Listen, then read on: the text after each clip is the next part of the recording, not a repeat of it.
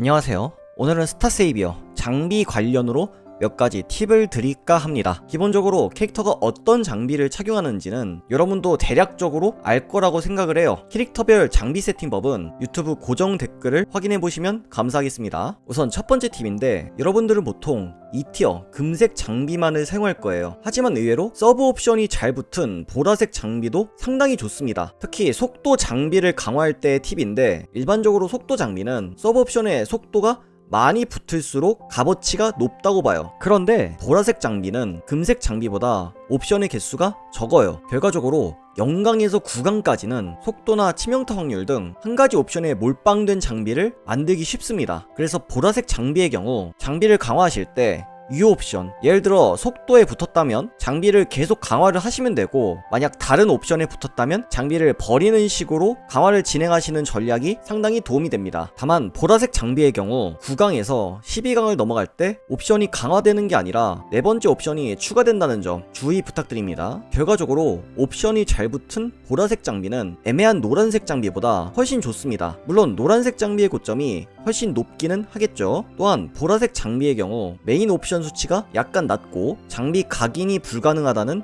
단점이 있습니다. 일반적으로 보라색 장비는 갑옷과 장갑을 추천드립니다. 목걸이와 신발의 경우 보라색 장비를 사용하시는 걸 추천드리지 않습니다. 그리고 1티어 장비도 마찬가지입니다. 옵션이 높게 붙으면 계속 사용을 하셔도 됩니다. 그리고 두 번째 팁은 장비 세트 중에서 장벽 세트. 이 장벽 세트는 일반적으로 탱커들이 사용하는 장비라고 알려져 있잖아요. 하지만 그냥 데미지 딜러들이 사용하기에도 괜찮습니다. 투지 세트는 공격력을 5%만 올려주지만 장벽 세트는 체력을 10%나 올려주기 때문에 안전성 면에서는 장벽 세트도 상당히 좋습니다. 그래서 제가 말씀드리고 싶은 건, 일반적으로 추천되는 장비 세트가 무조건 정답은 아니라는 거예요. 딜러에게 투지 세트 대신에 옵션이 좋은 장벽 세트나 방어 세트를 주는 건 역시 나쁘지 않은 선택이 될 수 있습니다. 다음은 장비 파밍을 어디에서 해야 되는가에 대한 팁입니다. 게임 초반에는 통찰 세트를 많이 파밍하실 텐데, 게임을 길게 볼수록 세 번째 스테이지인 페르세스의 효율이 높아집니다. 탱커를 위한 체력 세트, 데미지 딜러를 위한 파괴 세트, 그리고 범용적으로 사용하기 좋은 장벽 세트까지 나오기 때문에 유효 옵션이 가장 많은 곳이라고 볼 수 있습니다. 그리고 두 번째 스테이지인 웬디고의 경우에는 이 속도 장비를 파밍할 수 있어서 PVP를 하는 유저들은 웬디고를 좀 많이 돕니다. 하지만 그렇다고 해서 이 속도 세트에만 몰빵하는 건 그다지 좋은 생각은 아닌 것 같습니다. 물론 건틀렛에서 속도 세트가 중요한 건 사실이지만 탱커들의 체력 세트, 딜러들의 통찰 혹은 파괴 세트 역시도 상당히 중요하기 때문에 한 가지에만 몰빵하는 것보단 적당히 분산 투자를 하시는 편이 좋습니다. 게임 초반에는 모티베이터에서 파밍을 하시고 딜러 장비를 어느 정도 갖췄다면 세 번째 스테이지인